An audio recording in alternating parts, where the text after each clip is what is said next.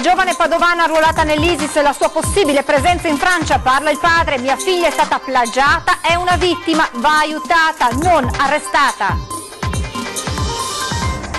Giallo di Cornuda, in corso l'autopsia sul corpo di Sofia Meniche, dalla quale si attendono risposte per chiarire il giallo. Intanto il procuratore Dalla Costa ribadisce che tutte le piste sono al momento ancora aperte. Scontro frontale tra due auto nel Veronese, 3 giovani sono in gravissime condizioni dopo essere rimasti coinvolti in un incidente sulla provinciale 35. Dopo l'impatto la vettura è finita in una scarpata. 63enne travolto e ucciso mentre attraversava la strada a Biasine, frazione di Montebelluna, polemica per la sicurezza di quel tratto di Feltrina, già teatro di altri gravi incidenti. Auto dei vigili di Venezia date le fiamme a Mestre dopo lo sfogo del comandante. Oggi l'assessore alla sicurezza rivela come da tempo gli agenti della polizia locale siano nel mirino dei criminali. La Guardia di Finanza nella sede del Vicenza Calcio, in corso l'acquisizione di documentazione, si materializzano ogni giorno di più gli spettri del crack finanziario della società. Un gruppo di alpini ha organizzato un viaggio per ripercorrere a piedi le tappe della ritirata di Russia, tra le penne nere anche 4 veneti. Telespettatori di Antena 3, buonasera e ben ritrovati con l'edizione del Veneto dei nostri telegiornali. Lo avete sentito anche dai titoli, in primo piano anche questa sera la vicenda di Meriem, la giovane ragazza padovana di Arzergrande che sarebbe fuggita per raggiungere la Siria e arruolarsi tra le fila dell'ISIS. Ebbene, oggi parla il padre che dice: mia figlia è stata plagiata, è una vittima. Queste notizie mi fanno piangere questa famiglia, perché non è proprio vera. Come ha fatto Meriem passare arrivare fino a Francia? Il suo cuore di papà la vorrebbe vicina a lui e lontana dai bombardamenti. La razionalità gli impone però di non credere a quanto riportato da un giornale marocchino che vuole la sua Meriem fuggita da Raqqa in terra francese. La voce di Redouane Reali, padre della 21enne di Arzergrande scappata nel luglio del 2015 per arruolarsi con l'ISIS in Siria, è rotta dal dolore. Con la moglie soffre da oltre 2 anni in attesa di notizie, nella speranza di un ritorno a casa della figlia. Meriem è creduta, Meriem è stata plagiata, è creduta che quello l'Islam, e invece non è l'Islam, è un terrorismo, e ci è andata via Meriem. Parlava Meriem sempre vuole tornare, cerchiamo di salvare Meriem perché non hai fatto niente di umano.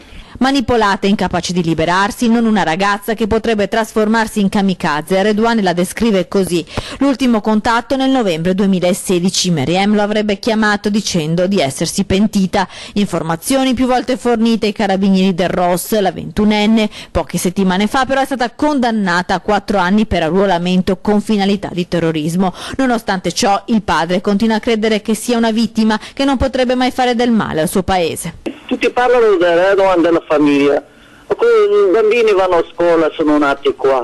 Dove vado?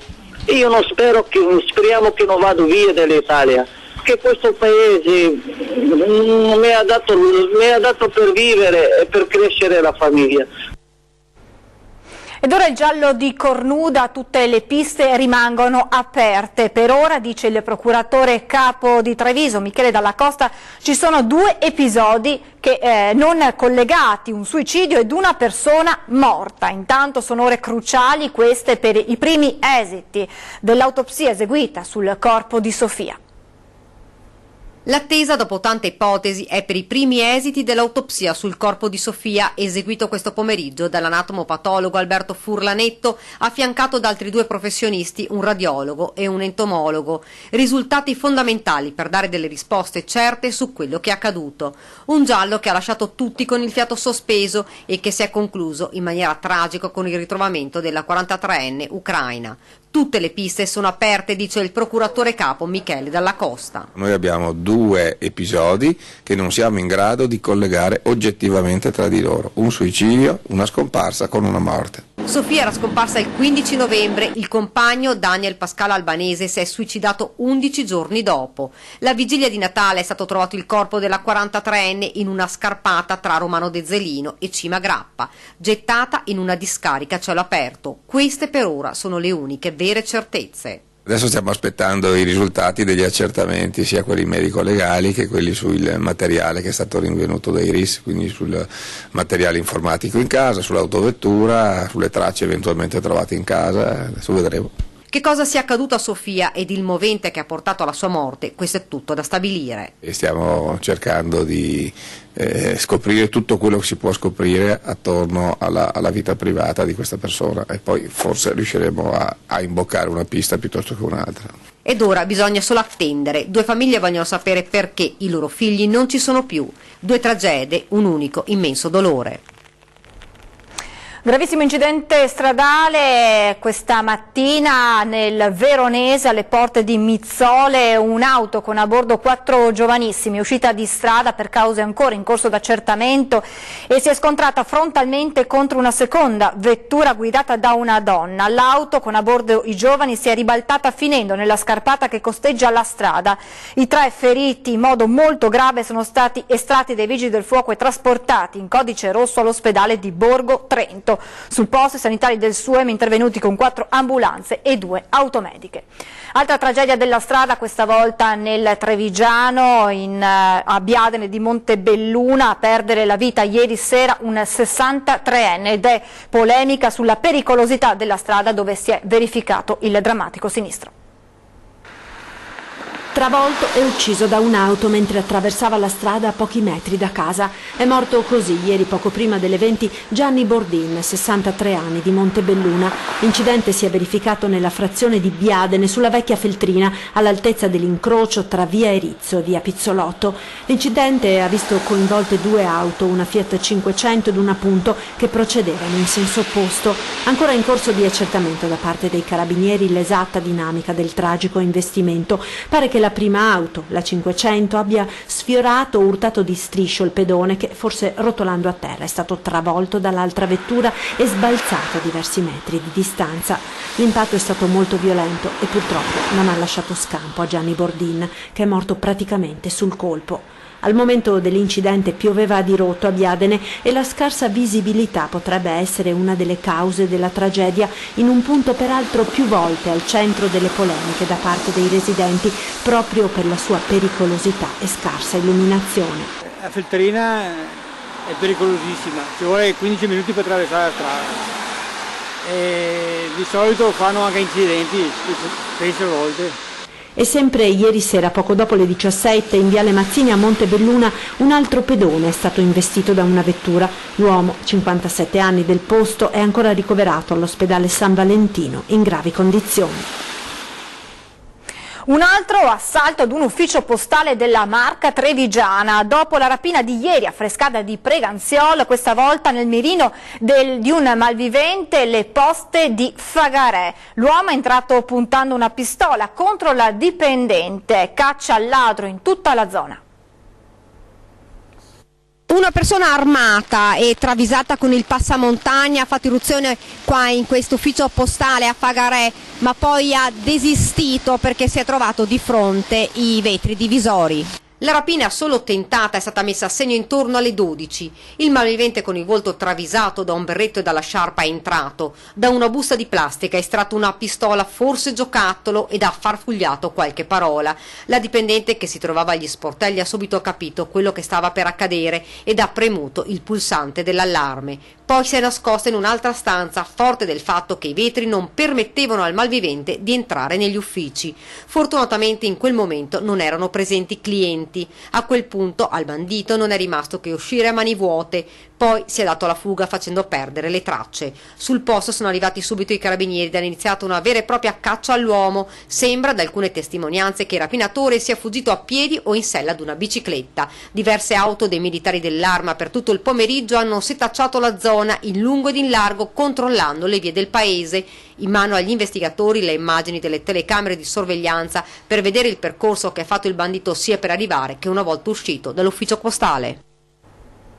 Ed ora tutte le novità sul caso FAS, dal braccio di ferro della Regione Veneto con il governo sulla plasmaferesi alla Miteni che annuncia che i suoi fanghi non contengono FAS.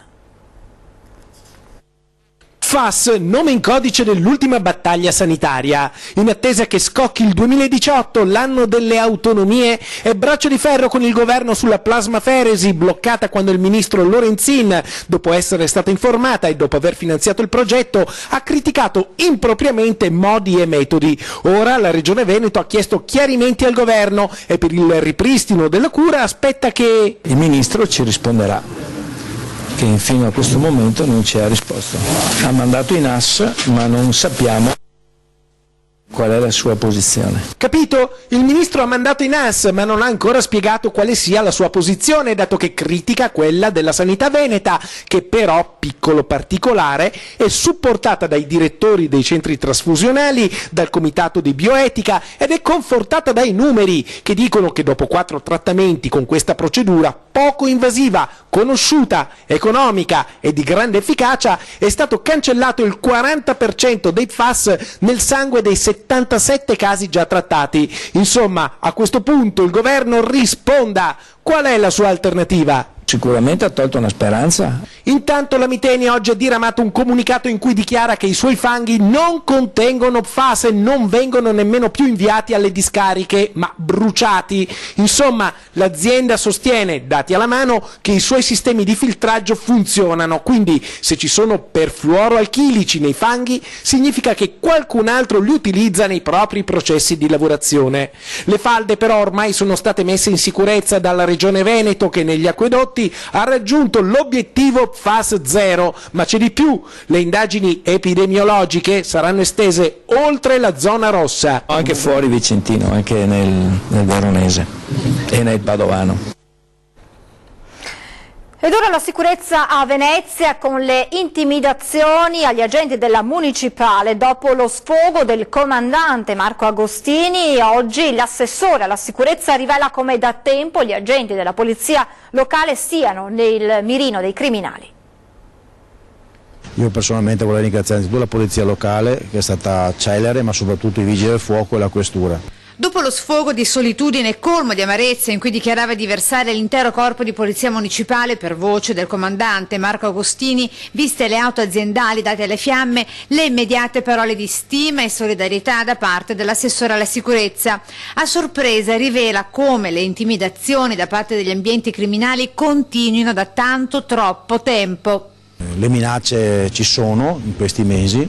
Il lavoro che sta facendo la nostra polizia locale è anche molto delicato. Anche per lui, al pari del comandante Agostini, il rogo sarebbe di acclarata natura dolosa. Chiaramente è stato un incendio molto pesante, perché oltre che la macchina della polizia locale incendiata, poi c'è stata anche la seconda, perché di fatto c'era il parcheggio della polizia municipale. E già individuati i potenziali autori del rogo, da collegarsi nel duro colpo sferrato nei giorni scorsi agli spacciatori di un noto ambiente della terraferma. Solo sul Parco Albanese sono stati interventi per scovare droga a centinaia, con risultati anche eclatanti. Ricordo il sequestro di 90 kg di marijuana effettuato dalla polizia locale. E quindi è un lavoro molto delicato, che chiaramente si confronta con quello della questura in supporto, ma è evidente che qualcuno probabilmente sta pensando di reagire in malo modo, si dice. Chiaramente siamo molto preoccupati e esprimo la preoccupazione a nome della Giunta.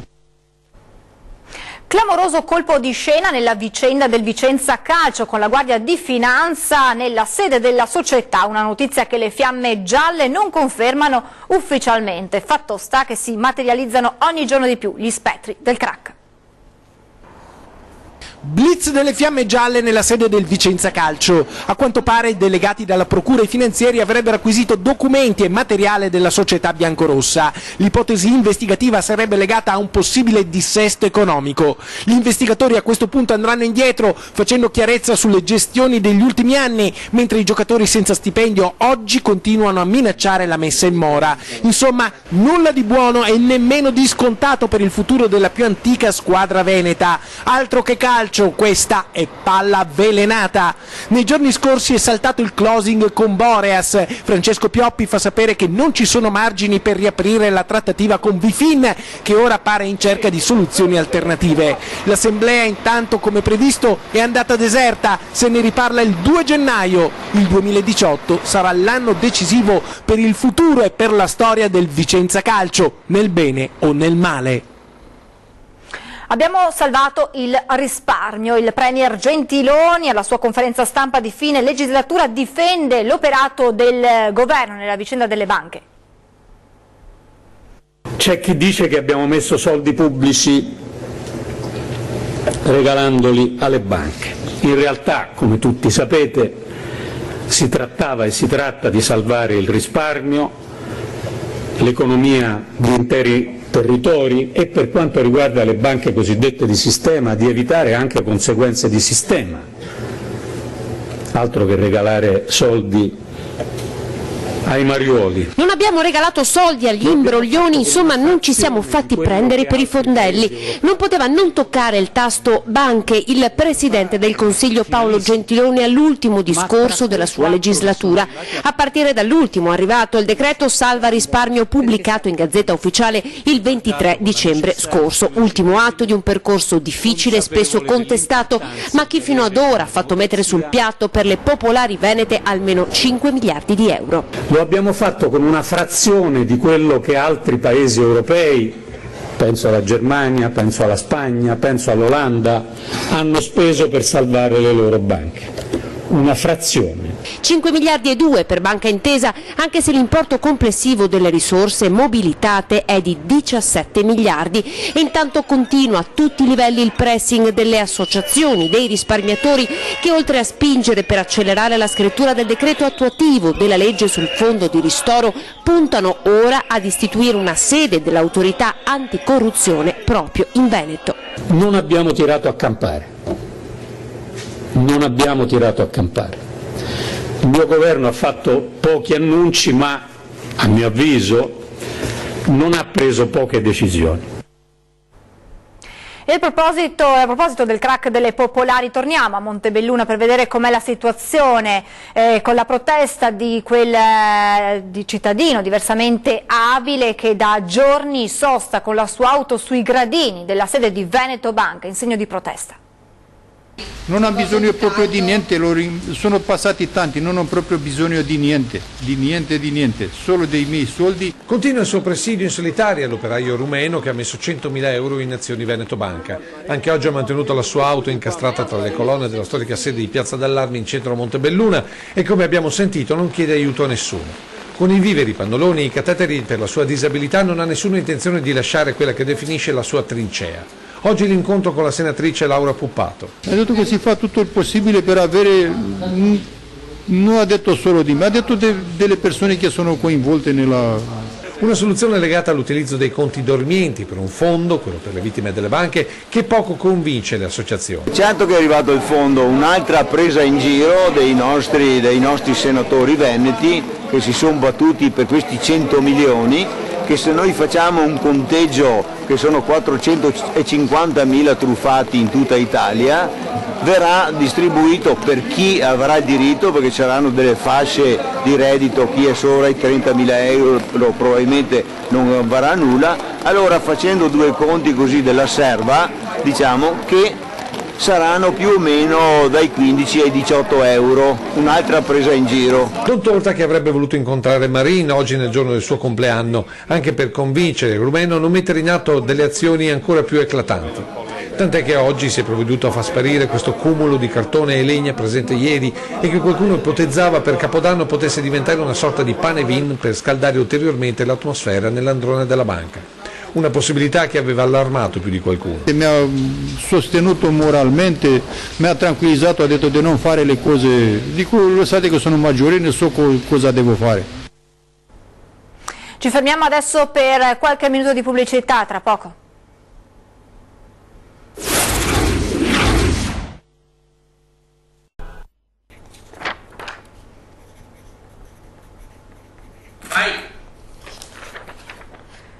Di nuovo in diretta con l'edizione del Veneto dei nostri telegiornali, ondata di maltempo in Veneto, abbondanti nevicate sulle Dolomiti bellunesi, una cinquantina gli interventi dei vigili del fuoco la notte scorsa, soprattutto per auto di turisti rimaste bloccate a causa della fitta coltre bianche. I passi bellunesi che erano stati chiusi sono stati riaperti nel corso della giornata. Veneto Strada al lavoro con 120 mezzi e 200 lavoratori per riportare alla normalità la situazione. Voltiamo pagina per parlare di un viaggio, quello di un gruppo di alpini organizzato dall'Associazione Culturale No Profit sulle orme della storia per ripercorrere le tappe della ritirata di Russia in occasione del 75° anniversario. Tra le penne nere in partenza anche 4 alpini veneti.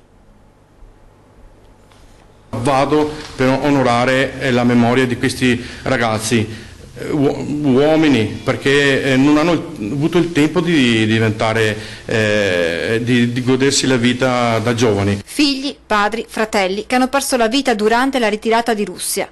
È per rendere omaggio a loro che una decina di penne nere partirà il 18 gennaio da Milano per raggiungere la Russia in occasione del 75° anniversario da quella lunga marcia che gli alpini intrapresero per 15 terribili giorni, aprendosi strade e combattendo ogni giorno. Andremo in Russia e ripercorreremo quelle che furono le tappe della ritirata degli alpini e più precisamente della divisione alpina tridentina, che fu l'unica che riuscì ad arrivare quasi intatta alla famosa battaglia di Nikolajevka. Migliaia di nostri connazionali, molti al di sotto dei 24 anni in quei paesi che alla fine del conflitto cambiarono nome per cancellare quelle ferite, persero la vita, un'intera generazione cancellata. Saranno 4 gli alpini che partiranno dal Veneto e una volta giunti nella cittadina di Rossocio inizieranno il viaggio vero e proprio. Con marce giornaliere di 30-32 km torneremo verso Nikolajevka,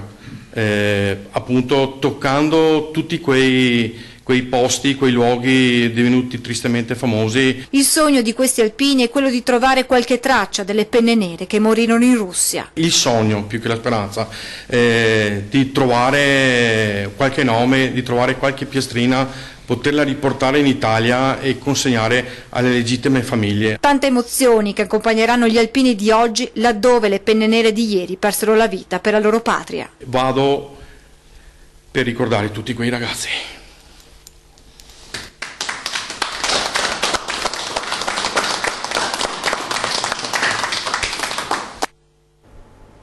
Termina qui questa edizione dei nostri telegiornali e vi lascio come sempre alle previsioni del tempo. Grazie per averci seguito, buona serata a tutti.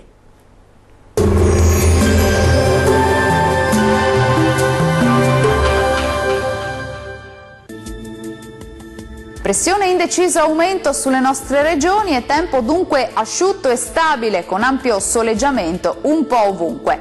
Vediamo il dettaglio del 29 dicembre. Sul Veneto deciso miglioramento del tempo, sarà infatti una bella giornata di sole su tutti i settori con il cielo che si presenterà sereno o al massimo velato. Non sono attese precipitazioni degne di nota. Le temperature massime saranno comprese tra 3 e 7 gradi, valori minimi tra -3 e 1 grado circa. Spostiamoci ora a vedere che tempo farà sul Friuli Venezia Giulia. Anche sulla nostra regione tornerà a splendere il sole, sarà infatti una giornata caratterizzata dal bel tempo e il cielo si presenterà sereno e limpido praticamente su tutti i settori. Temperature massime tra 6 e 8 gradi, minime tra -1 e 3 gradi circa. Concludiamo infine con uno sguardo al Trentino Alto Adige. Migliora il tempo sulla nostra regione, ampio soleggiamento ovunque, il cielo sarà sereno o al più con poche nubi sparse e con deboli nevicate sui confini alpini. Le temperature massime si attesteranno intorno ai 2 gradi, valori minimi tra -5 e -6 gradi. Il mare sarà generalmente poco mosso, i venti moderati da nord-ovest. Dal meteo di Antena 3 per ora è tutto, arrivederci.